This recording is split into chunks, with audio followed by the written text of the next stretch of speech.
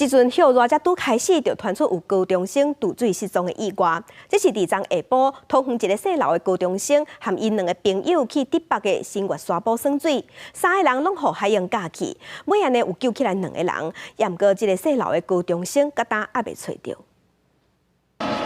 空勤直升机伫天顶咧飞，搜救大队的球龄船伫海上来回敲吹，救援人员落水搜救，甚至出动空中摄影机，想要找找失踪的姓刘的高中生。早早下晡3点外，一个姓刘的高中生甲2个朋友相约到竹北的新月沙埔佚佗，想要到拄着退楼，疑似予大影带向外海，收袂转来。3人是赶紧喊救命。现场民众看到斗阵将2个92年厝的朋友救上岸。2名友人刚好被过的民众救起，那1名高中生不幸遭海浪卷走。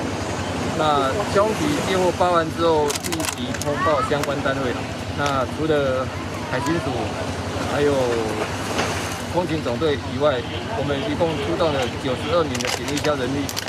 新竹县消防局甲协力单位总共出动2只船艇、6只球龄船、水上机车，还有直升机、空中摄影机，伫现场找找失踪的姓刘高中生。失踪高中生的家属也伫岸边点名咧等。记者综合报道。